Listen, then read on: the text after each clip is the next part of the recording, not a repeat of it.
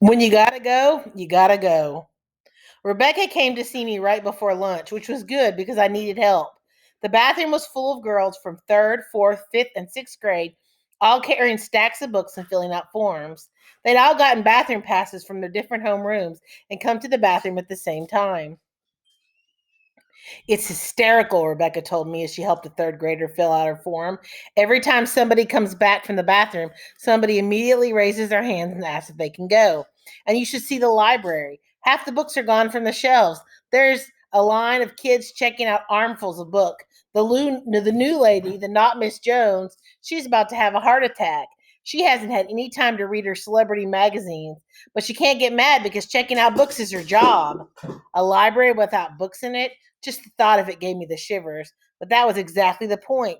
We were going to show them that once you ban one book, you can ban them all, and then there wouldn't be any books left to read. Check them out. Check them all out, I told Rebecca. Oh, and we need more copies of the request for reconsideration form.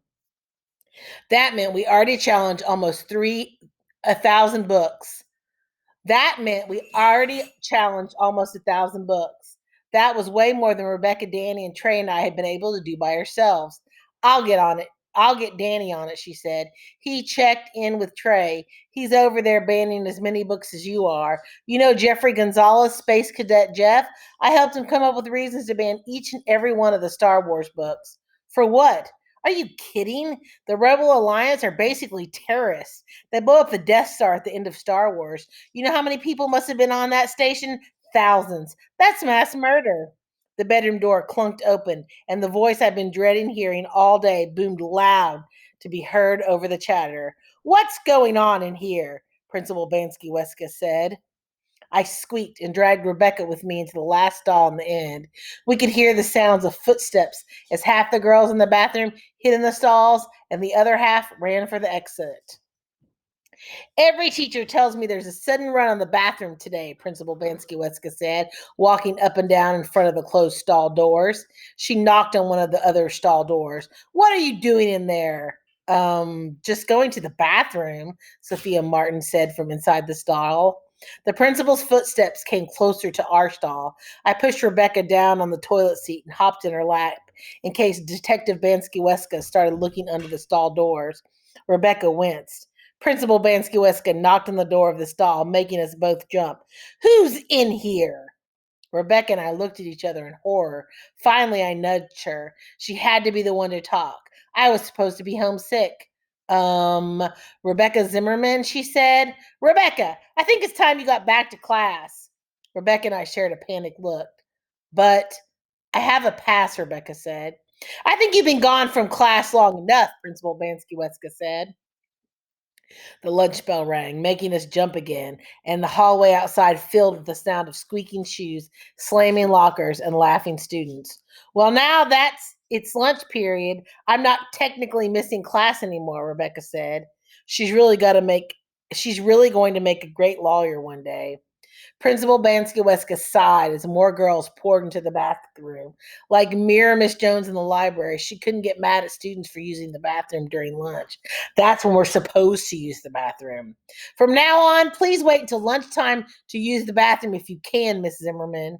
Yes, ma'am, Rebecca said in her sweetest voice. We waited until Principal Bansky-Weska was gone, and Rebecca and I slumped back against the toilet in relief. Tell everybody to cool it with the bathroom request, I told her as she slipped out of the stall and the next book banner slipped inside. And don't forget to get me more forms.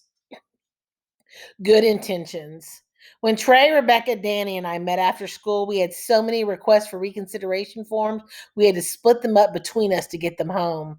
There must be 5,000 banned books here. Easy, Trey said.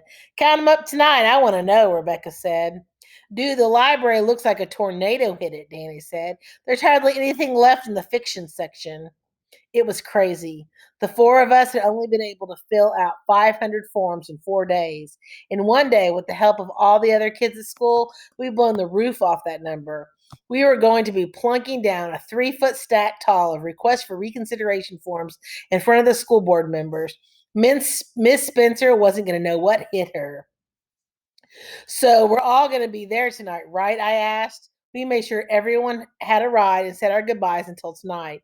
Even though I carried 10 pounds of paper in my backpack, I felt like I was walking on air as I made my way down to the second grade hall to meet up with Alexis. She usually took the first bus home while I took the late bus, but all that was over now that my parents had figured out I wasn't really staying behind to be part of the after school club. I was going to have to start taking the early bus with Alexis, but that was next week. This week, mom and dad were taking turns picking us up from school. Alexis was on the little kids' playground climbing around on the monkey bars. I hadn't been out there since I was little, and everything was different. All the old junky equipment had been replaced by new stuff. It was like a little playground city. New swings, two new slides, one double wide, a curly cue to climb on, and a pole to slide down, monkey bars to swing across, and a little gazebo like thing with a spinning tic tac toe game on it. There was even these little sparkling tubes sticking out of the ground. You could talk to one side and hear it across the playground. And covering the old hard dirt ground that used to turn to mud when it rained was a thick layer of chopped up rubber pieces. It squished when you walked on it.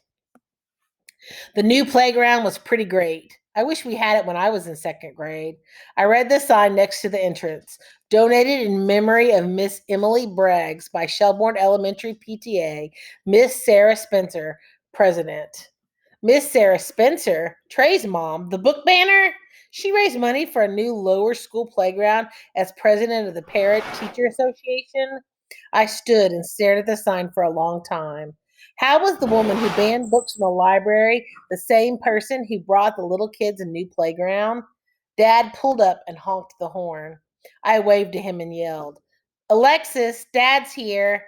Alexis ran up, face red. Cool playground, I said. It's the best playground ever, she said. Got your book bag? I reminded her. She found it and we climbed into Dad's truck. I stared out the window at the shiny new playground equipment as we pulled away. Donated by the Shelbourne Elementary PTA, Miss Sarah Spencer, president. It had been so easy to think of Miss Spencer as a villain, but coming up with all those reasons to ban books had made me start to see things from her point of view. It didn't mean I thought she was right, but I was beginning to see how she must have thought she was doing something good for us, even though she was wrong.